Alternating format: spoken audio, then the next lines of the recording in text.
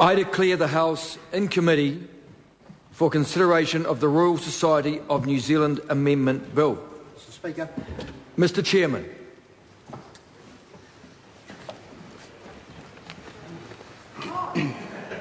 It's you. Well done. Well done. I know. Order. The House and Committee on the Royal Society of New Zealand Amendment Bill. The question is that the preamble stand part. Mr. Chair.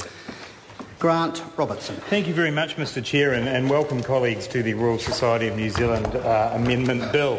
This is it's right, it is a timely bill, Ms Dyson, it certainly is, and I hope we'll see colleagues from across the House take a number of contributions through this debate, because this is an important issue. This is about the future advancement of education and of science and of the humanities right across our great nation, and I think there'll be a valuable contribution that members can make as we work our way through the 23 clauses that lie in front of us in this bill, 23 plus the preamble which we are now debating.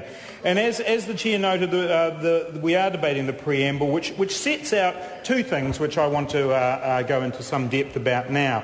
The first of those is explaining what the Royal Society is, and it does note that the Royal Society is constituted under both the Royal Society of New Zealand Act 1965 and also the Royal Society of New Zealand Act 1997, but that doesn't do justice to the history of the Royal Society. The Royal Society in fact began life in New Zealand in 1867. I'm not sure, but we will come back to that in a future call, Ms Dyson. I look behind me to find some officials, but there are none. So, unfortunately, I'll have to research that myself. But in 1867, the Royal Society of New Zealand came forward and began its life leading debate and discussion in New Zealand on the subject of science. And so it is an organisation that I think many people here would be able to say quite clearly has benefited them as they've worked through complex issues, as they've dealt with the kind of technological and scientific changes and advancements that we see in our society. So part one of the preamble does advise us about the Royal Society, and the Royal Society itself has been operating, as I say, since 1867, and its object is the advancement and promotion of science and technology in New Zealand, and it is indeed those objects that we will be changing as we work through this bill to bring in the humanities. But the Royal Society says on their website that they promote science and technologies in schools, industry and society. They administer funds for science and technology. They publish science journals, offer advice to government and foster international scientific contact and cooperation. So it is the full gamut of activities in the sciences. And I think it's important as we look at the preamble and part one within the preamble to note that by broadening out the objects of the society to include humanities, I feel that only strengthens the role of the society. There have been some in the early stages of this debate who have had some concerns about whether this represents some form of dilution. And I do know, talking to members, fellows of the Royal Society, that in Britain this has not occurred. And there are those in the British Academy of Arts who would like to see this occur. But it has not occurred because they are fighting, as one person said, against 400 years of history dividing the sciences from the humanities. We don't have that burden here in New Zealand. We have the ability to bring this together. It has occurred in Edinburgh, it has also occurred in Ireland, and I think also in Canada as well, the bringing together of the sciences and the humanities. And I do believe, Mr Chair, that will strengthen the Royal Society of New Zealand. So part one of the preamble does give us the legislative basis.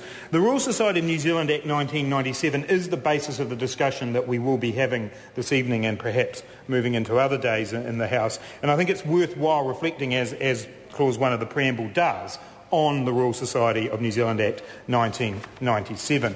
And it was, I think, quite confusing for members in the earlier stages of this debate when there was quite an abstract discussion about what the humanities included. And later in the debate we'll come to Clause 5, where there is an amendment in the name of Te Urarara Flavel, which I'm happy to support. But I do think in the early stages of the debate about actually what the humanities were, there was some confusion. And in particular, I want to refer to Part 2 of the Royal Society of New Zealand Act 1997, which describes what science and technology are as the law stands today. And that says that science and technology includes the applied, biological, earth, engineering, information, mathematical, medical, physical, social and technological sciences. And I do think in the early stages of this debate, people perhaps had what I would refer to as the hard sciences in mind when they were discussing what the Royal Society is. But that definition, there is nothing wrong with hard science, Mr. Barker, it's very important. But the social sciences are mentioned in that definition. And I think when people were looking earlier in the debate to find an exhaustive definition of the humanities and include a large number of things, Mr. Chair. I call the Honourable Member Grant Robertson. Thank you, Mr. Chair. When earlier in the debate people were looking to describe science, I don't think perhaps there was an understanding that the social sciences were there. And in fact, my colleague Moana Maki rather cruelly referred to my own qualification in political science and suggested that this wasn't mentioned at all, either in the definition of humanities or in the definition that's currently in here. But I can reassure Mr. Ardern that in fact political science is a social science and is therefore included within the current definition the current definition of the sciences. So by bringing in the humanities within this, we obviously broaden it out, but I did want to clear up any confusion about the status of, for instance, political science within this area. So moving to Clause 2 within the preamble, this describes what the Royal Society of New Zealand is looking to do with this piece of legislation. And I think we can set out the framework of these things and then go into significantly more detail, Mr. Chair, as we move through the relevant clauses. But looking at Clause 2, the main thing that the Society wants to do is incorporate the discipline of humanities into the objects and functions. And I did read out those objects and functions before. Now, this has not been something that's just happened overnight, and I do want to here give credit to my colleague, the Honourable Pete Hodgson, who I'm sure will make a contribution to this debate, as he was the Minister of Research, Science and Technology who brought together the humanities and the sciences. He's the person who encouraged the Council of Humanities to meet with the Royal Society and begin this process of bringing them together, and it's good that he can be here in the House tonight to speak to this, the preamble, and to other clauses. The second part, which perhaps won't get as much attention as we move through, so I'll talk a little bit more about it now, is the renaming of the Academy Council as the Academy Executive Committee. Now, this isn't something that necessarily will keep people awake at night in Chris Hipkins' electorate of Imataka, but it is an important change, because effectively the Academy Council is the governance body of the Royal Society. So it's the body that has responsibility for the overall running, as most boards will.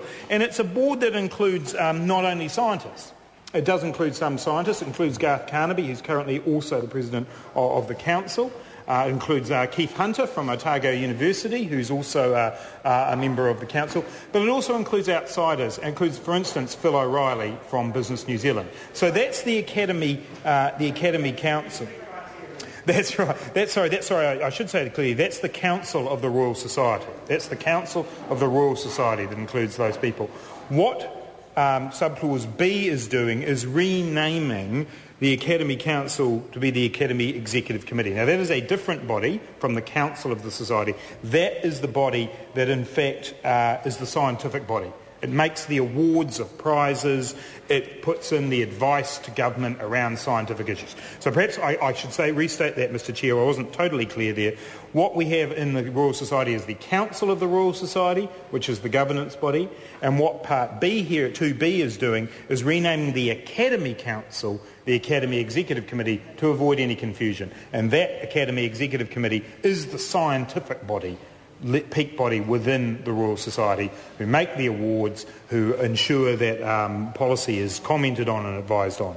The other parts of the preamble, Mr. Chair, are to amend the standard for the election of companions of the Society, and we can come back to that issue later on, and amend the election process for councillors of the Society. And as noted in the preamble, Mr. Chair, the objects of this Act cannot be achieved without legislation. In actual fact, the Royal Society is already operating with the humanities within it. But from a legislative point of view, it is important that the changes are made lest there be any concerns raised by those associated with the Royal Society that this legislation hadn't been passed and therefore they were acting perhaps outside of their mandate. Mr Chair, I will come back to this in later contributions, but we did note in earlier parts of the debate that in actual fact there were some members of the Society, some fellows of the Society who opposed this move, and I do want to be able to acknowledge their concerns as we go through. But I think in general most of us here would feel confident that the preamble outlines the important discussions that we're going to be having tonight. It incorporates some history about the Royal Society, but also tells us that both bringing the humanities in and the other changes will lead to a stronger Royal Society, and I think we will all benefit from that, and I hope to hear contributions from colleagues across the House on this important bill and subject this evening.